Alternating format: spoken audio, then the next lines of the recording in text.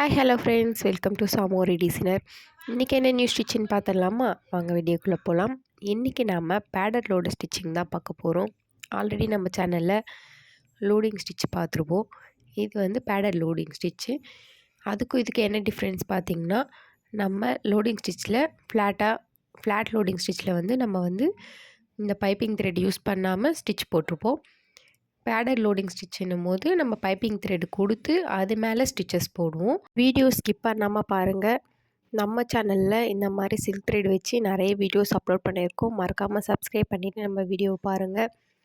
நீங்கள் ப்ரொஃபஷ்னலாக ஆரி ஒர்க் கற்றுக்கணும் அப்படின்னு நினச்சிங்கன்னா கண்டிப்பாக நம்ம சேனலில் போட வீடியோஸ்லாம் நீங்கள் வந்து ரெகுலராக பார்த்து ப்ராக்டிஸ் பண்ணாலே ஆரி ஒர்க் ஈஸியாக கற்றுக்க முடியும். ஸோ ப்ராக்டிஸ் தான் முக்கியம். நீங்கள் எந்த அளவுக்கு ப்ராக்டிஸ் பண்ணுறீங்களோ அந்தளவுக்கு வந்து ஈஸியாக கற்றுக்கலாம். இப்போ வாங்க நான் எப்படின்னு சொல்கிறேன். ஆல்ரெடி நம்ம போட்ட மாதிரி தான் ஒரு செயின் ஸ்டிச் போட்டு லாக் போடணும், மறுபடியும் செயின் போட்டு லாக் போடணும். இது வந்து ஸ்லாண்டிங் பொசிஷனில் தான் நம்ம போட போகிறோம்.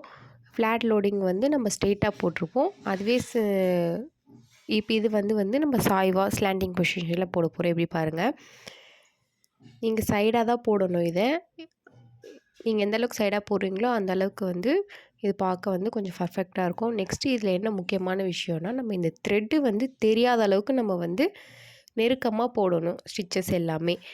ஏன்னா நம்ம த்ரெட்டு கொடுத்துருக்கோன்றது உள்ளே தெரியக்கூடாது. அந்த மாதிரி நம்ம போடணும். இப்போ வாங்க இங்கே பாருங்கள், லாக் போட்டுட்டு செயின் ஸ்டிச் கொடுக்குறேன். செயின் ஸ்டிச் கொடுத்துட்டு மறுபடியும் முன்னாடி ஒரு குட்டி லாக் கொடுக்குறேன்.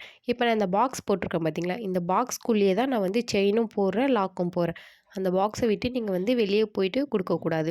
இப்போ பாருங்கள், பாக்ஸ் மேலேயே தான் வந்து அந்த கோடு மேலேயே தான் வந்து நான் ஸ்டிச் கொடுக்குறேன். மறுபடியும் மேலே எடுத்துகிட்டு போகிறேன், ஒரு ஸ்டிச் கொடுக்குறேன். பக்கத்துலேயே வந்து அது மேலேயே ஒரு வந்து லாக் கொடுக்குறேன். இப்போ நீங்கள் கீழே கொண்டு வரும்போது வந்து என்ன பண்ணணுன்னா, நீங்கள் ஸ்டிச்சஸ்க்கு அடுத்து நீங்கள் லாக் கொடுக்கணும். நீங்கள் மேலே கொண்டு போகும்போது ஸ்டிச்சஸ்க்கு முன்னாடி லாக் கொடுக்கணும். இங்கே பாருங்கள், ஸ்டிச்சஸ்க்கு அடுத்து லாக் கொடுக்குறேன்னா, இப்போ நான் மேலே எடுத்துகிட்டு போகும்போது ஸ்டிச் போடுறேன், அதுக்கு முன்னாடி லாக் கொடுக்குறேன். புரியுதா உங்களுக்கு? என்ன பண்ணுறேன், ஆல்ரெடி நான் ஃப்ளாட் லோடு ஸ்டிச்சிங்லேயே நான் உங்களுக்கு கொடுத்துருப்பேன். நீங்கள் பாருங்கள். புரியலன்னா நான் மறுபடியும் கேளுங்க, எக்ஸ்பிளைன் பண்ணுறேன்.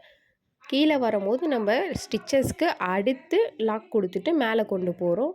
மேலே கொண்டு போயிட்டு ஸ்டிச்சஸ்க்கு முன்னாடி லாக் கொடுத்துட்டு மறுபடியும் கீழே கொண்டு வரும். சேம் மெத்தட் தான். நீங்கள் அந்த வீடியோ பார்த்தீங்கனாலே கண்டிப்பாக உங்களுக்கு வந்து புரியும். நான் கண்டிப்பாக ரிலேட்டட் வீடியோ நான் கொடுக்குறேன் உங்களுக்கு. உங்களுக்கு ஏதாச்சும் டவுட் இருந்தால் நீங்கள் கமெண்ட் பண்ணுங்கள். இந்த ஸ்டிச்சின்னு சொல்ல எந்த ஸ்டிச்சில் டவுட் இருந்தாலும் நீங்கள் கமெண்ட் பண்ணுங்கள். நான் உங்களுக்கு வந்து எக்ஸ்பிளைன் பண்ணுறேன். மெயின் மெத்தடே வந்து அந்த த்ரெட்டு தெரியக்கூடாது. நீங்கள் பாருங்கள், நம்ம எவ்வளோ நெருக்கமாக கொடுத்துருக்கோம். அந்த த்ரெட்டு வந்து ஃபுல்லாகவே தெரியாது. நீங்கள் முடிச்சுட்டு கன்ஃபார்ம் வந்து எண்ட் நாட் போட்டாகணும். நீங்கள் லாஸ்ட்டாக வந்து பீட்ஸ் ஒர்க் வச்சோ நீங்கள் வந்து அவுட்லைனை ஃபில் பண்ணிக்கலாம். நான் வந்து செயின் ஸ்டிச் கொடுத்து அவுட்லைன் ஃபில் பண்ணிக்கிறேன். ஸோ இந்த மாதிரி தான் வந்து பேடட் லோடிங் ஸ்டிச் போடணும். நீங்கள் நல்லா ப்ராக்டிஸ் பண்ணுங்கள். எந்த அளவுக்கு ப்ராக்டிஸ் பண்ணுறீங்களோ அந்தளவுக்கு வந்து ஈஸியாக வந்து உங்களுக்கு வந்து போட முடியும். சில்க் த்ரெட்லேயே ப்ராக்டிஸ் பண்ணுங்கள். மறக்காமல் ஸ்கிப் பண்ணாமல் பாருங்கள். Thanks for